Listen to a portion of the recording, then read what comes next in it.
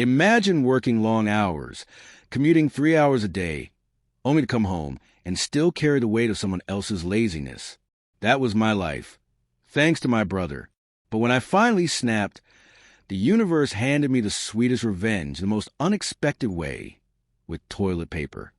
If you ever felt taken for granted, if you've ever carried someone else's burden while they mocked you behind your back, this story is for you. Hit that like button, subscribe, and get ready for one of the most unexpectedly satisfying revenge stories you'll ever hear. I used to think family meant support, loyalty, having each other's backs. But living with my brother taught me the ugly truth.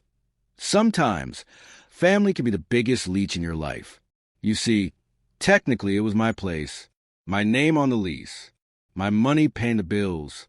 But somehow, he made it feel like I was a guest, and he was the one doing me a favor. On the surface, I played the role of a nice sibling. I stocked the fridge, paid the rent, did the shopping.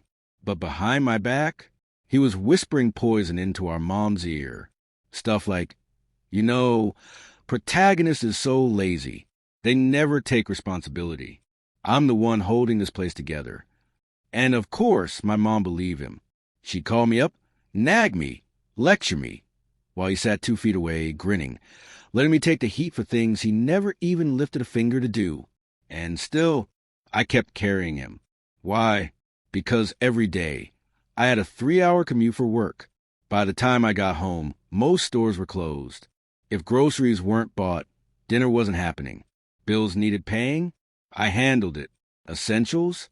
Always on me. Meanwhile, my brother worked literally 2 minutes away. Shops, bakeries, and supermarkets were scattered all around our building. He could have grabbed anything at any time. But he didn't. Because why bother when I was breaking my back to keep us afloat? After months of this, the cracks began to show. Every trip home left me drained. My body ached. My brain screamed for rest.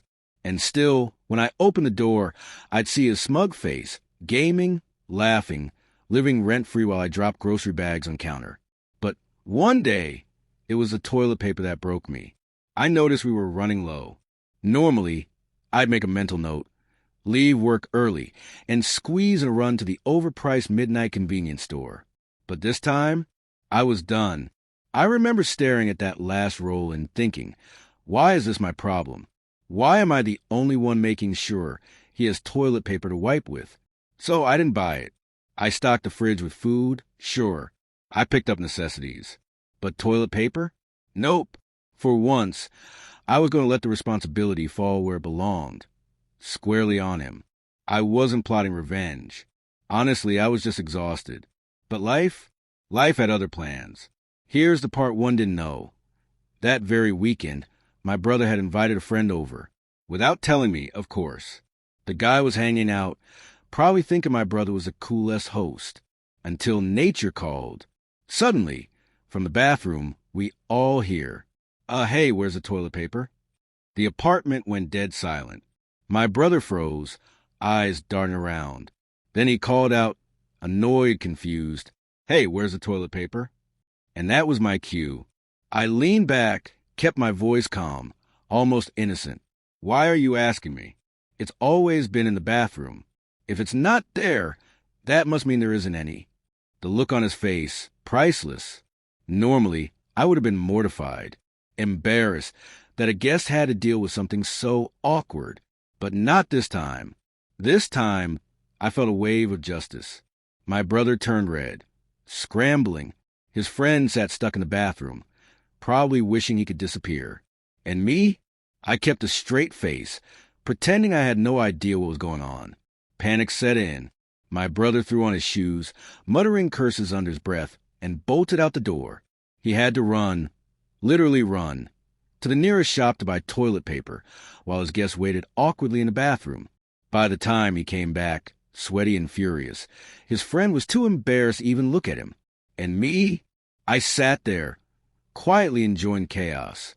Because in that moment, every insult, every lie he'd told our mom, every ounce of disrespect, came crashing back on him.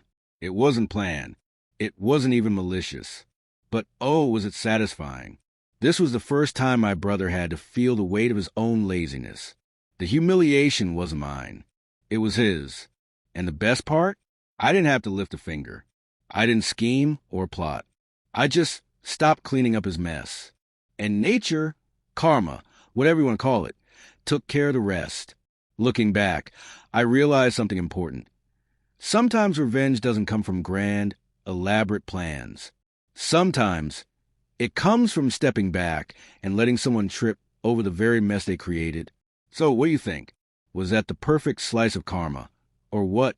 If this story made you smile, smash that like button and share your most satisfying revenge story in the comments below. And of course, subscribe for more tales of justice served.